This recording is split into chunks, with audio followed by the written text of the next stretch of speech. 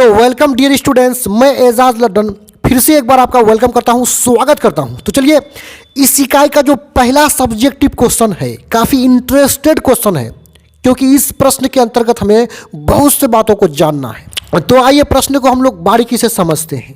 यहाँ पे क्या प्रश्न है, देखिए। निम्नांकित मतलब नीचे जो अंकित है, नीचे जो लिखा हुआ है के बारे में 20 शब्दों में लिखें। नीचे जो लिखा हुआ है उसके बारे में 20 शब्दों में हमें उत्तर देना है। 20 शब्द का मतलब ये हुआ कि हमें एक या दो लाइन में हमको जवाब देना है, एक या दो वाक्य में हमें बताना है। तो चलिए, सबसे पहला यहाँ पे क्या है, देखिए। सबसे पहला है छापा खाना। तो हमें ये बताना है कि ये छापा खाना क्या होता है। तो देखिए, यहाँ दो शब्द है, छापा और दूसरा खाना। छापा का मतलब होता है छापना, और छापना को ही हम लोग मुद्रण बोलते हैं, जिसको हम लोग प्रिंट करना बोलते हैं। प्रिंट करना, छापना, है ना, मुद्रण, ये सारा एक ही शब्द है। और खाना का मतलब होता है घर या जगह। वैसा जगह या वैसा घर, खाना का मतलब जगह या घर, तो वैसा जगह वैसा घर जहाँ छपाई का काम हो, जहाँ मुद्रण का काम हो, जहाँ प्रिंटिंग का काम हो, उसको छापा खाना बोलेंगे। देखिए, हम आसपास कहीं देखते हैं ना, जहाँ भी छपाई का काम हो उसको हम लोग छापा खाना बोलेंगे या प्रिंटिंग प्रेस वाला घर बोलेंगे, ठीक है। तो देखिए, छापा खाना के बारे में क्या है, वह स्थान, मतलब छापा खाना स्थान है, वह स्थान है। कौन सा स्थान है, आगे देखिए। जहां छपाई, ब्रैकेट में है मुद्रण यंत्र, यानी छपाई यंत्र बोलिए या इसको मुद्रण यंत्र बोलिए, मतलब ऐसा यंत्र, ऐसा मशीन जिसके द्वारा हम छपाई का काम करेंगे, जिसके द्वारा हम मुद्रण का कार्य करेंगे, उसी को हम लोग छपाई यंत्र या मुद्रण यंत्र बोलेंगे। यानी वो जो जोरेक्स मशीन आप देख रहे हैं ना, बड़े बड़े या छोटे छोटे, उसी जोरेक्स मशीन को ही आप छपाई यंत्र या मुद्रण यंत्र कह सकते हैं। तो जहां छपाई या मुद्रण यंत्र से छपाई का कार्य हो, छापा खाना कहलाता है। मतलब वह स्थान, वह जगह जहां छपाई यंत्र या मुद्रण यंत्र से छपाई का कार्य होगा, छापने का काम होगा, वही छापा खाना कहलाएगा। आगे क्या है, इसके आविष्कार का महत्व। इसके मतलब ये हुआ कि ये जो छपाई यंत्र, जोरेक्स मशीन का जो आविष्कार हुआ, इसका आविष्कार का महत्व इस भौतिक संसार में आग, पहिया और लिपि की तरह है। मतलब पहले जितना आग का आविष्कार जितना इम्पोर्टेंट था ना, जितना पहिया और लिपि का आविष्कार मानव के लिए इम्पोर्टेंट था, ज़रूरी था, उतना ही ज़रूरी छपाई यंत्र का होने से हम विकास किए हैं, इसका ही उतना ही महत्व है। देखिए, आज हम सैकड़ों पेज को कुछ ही मिनटों में जोरेक्स के द्वारा निकाल देते हैं, इसी छपाई यंत्र के माध्यम से निकाल देते हैं। तो क्या यह हमारे लिए इम्पोर्टेंट नहीं है? बहुत इम्पोर्टेंट है वह। नहीं तो हाथ से लिखेंगे अगर हम सैकड़ों पेज को, तो कितना समय लगता, बहुत समय लगता। तो इसलिए ये इम्पोर्टेंट है हमारे लिए। आगे देखते हैं दूसरा पॉइंट में क्या है। दूसरा पॉइंट में है गुटेनबर्ग। किसके बारे में बताना है? गुटेनबर्ग। देखिए, गुटेनबर्ग या कहीं पे गुटेनवर्ग लिखा हुआ रहता है, उसमें कोई दिक्कत नहीं। गुटेनबर्ग का जन्म जर्मनी के मेंज नगर में एक कृषक, जमींदार, व्यापारी परिवार में हुआ था। याद रखिए, सबसे पहले तो इसका जन्म कहाँ हुआ था? मेंज नगर में हुआ था, जो जर्मनी में है। ठीक है, क्लियर। और कैसा परिवार में हुआ था? तो कृषक, कृषक का मतलब कृषि करने वाला, खेती करने वाला, यानी किसान को हम लोग कृषक बोलेंगे। जमींदार, जिसके पास खूब जमीन हो, उसी को हम लोग जमींदार बोलते हैं। और व्यापारी मतलब व्यापार करने वाले, बिजनेस करने वाले को व्यापारी बोलेंगे। तो उनका जो परिवार था, कृषक भी था, किसान भी था, जमींदार भी था, उसके पास जमीन भी था, और दूसरा व्यापारी भी थे इनके परिवार। तो इसी परिवार में हुआ था। आगे देखिए, सबसे पहले इन्होंने मतलब गुटेनबर्ग ने ही हैंड प्रेस का प्रयोग मुद्रण कार्य को संपन्न करने में किया।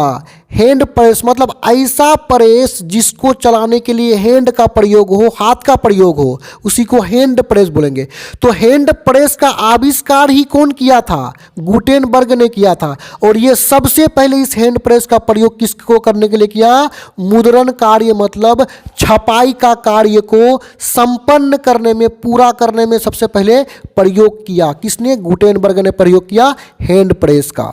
आगे देखते हैं दूसरा पॉइंट में। दूसरा पॉइंट में है बाइबिल। देखिए बाइबिल क्या है? बाइबिल ईसाइयों का एक पवित्र धर्म ग्रंथ है।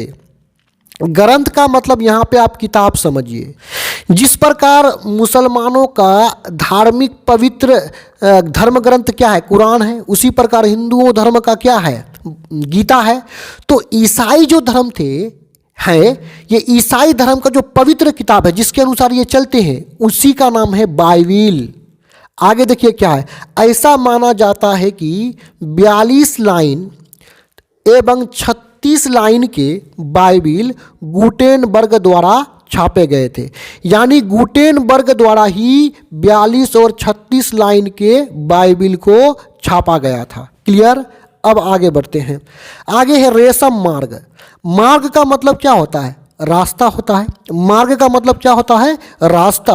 और इस रास्ता का नाम था रेशम, यानी ऐसा रास्ता जिसका नाम था रेशम, इसलिए इसको बोलते हैं रेशम मार्ग। अब रेशम मार्ग के बारे में दो बातें बताना है हमें। तो देखिए यहाँ पे रेशम मार्ग चीन से होकर, मान के चलिए यहाँ पे चीन है तो ये चीन से होकर के जाता था। तो चीन से होकर पश्चिम की ओर पहले, यानी चीन से निकल करके पश्चिम की ओर बढ़ते जाता है। और पहले मध्य एशिया में, पहले ये मध्य एशिया में, यानी पूरा अगर ये एशिया है तो एशिया के मध्य से बीचों बीच से निकलेगा ये मध्य एशिया में, और फिर यूरोप में जाता था। यानी फिर आगे बढ़ते हुए मान के चलो यहाँ पे यूरोप है तो यूरोप तक जाता था। यानी चीन से निकल कर के यूरोप तक जाता था और बीच में इसका पड़ता था एशिया, यानी मध्य एशिया। एशिया के बीच से निकलता था, इसका मतलब ये मध्य एशिया में से निकलता था। आगे देखिए, इससे निकलती एक शाखा भारत की ओर जाती थी। यानी इस तरह का यदि रेशम मार्ग है तो इसका एक शाखा निकल करके कहाँ तक जाती थी? भारत तक जाती थी। क्लियर? आगे चलते हैं। देखिए मराठा क्या है? मराठा के बारे में देखिए। मराठा एक समाचार पत्र है। यानी आप लोग समाचार अभी नहीं पढ़ रहे हैं, हिंदुस्तान, दैनिक जागरण, तो उसी तरह मराठा भी एक समाचार पत्र था। तो देखिए क्या है? अंग्रेजी भाषा में प्रकाशित। प्रकाशित का मतलब होता है छापना, पब्लिश करना, उसी को बोलते हैं प्रकाशित। मराठा नामक मतलब नाम का, मराठा नामक मतलब मराठा नाम का समाचार पत्र की शुरुआत, यानी उसका स्टार्टिंग मुंबई से बाल गंगाधर तिलक ने किया था। सिंपल सा यहाँ पे आपका ऑब्जेक्टिव हल हो रहा है। यानी ये जो मराठा नामक समाचार पत्र था ये किस भाषा में था? अंग्रेजी में था। और इसका शुरुआत कहाँ से हुआ था? तो मुंबई से हुआ था। और किसने किया था? तो बाल गंगाधर तिलक ने किया था। अब आगे नेक्स्ट को ले लेते हैं। चो में देखिए यंग इंडिया। यंग इंडिया नामक मतलब नाम का समाचार पत्र शुरुआत गांधी जी के द्वारा किया गया था। यानी ये जो यंग इंडिया नामक जो समाचार पत्र था इसकी शुरुआत किसने की थी? गांधी जी ने की थी। क्लियर? इसके माध्यम से, इसके मतलब यंग इंडिया के माध्यम से, इसके द्वारा, यंग इंडिया समाचार पत्र के द्वारा, तो माध्यम से गांधी जी ने अपने विचार मतलब अपने बातों को, अपने मन के बातों को तथा राष्ट्रवादी आंदोलनों को प्रचार प्रसार किया। सिंपल सा बात है, यंग इंडिया का जो है शुरुआत किसने किया था? गांधी जी ने।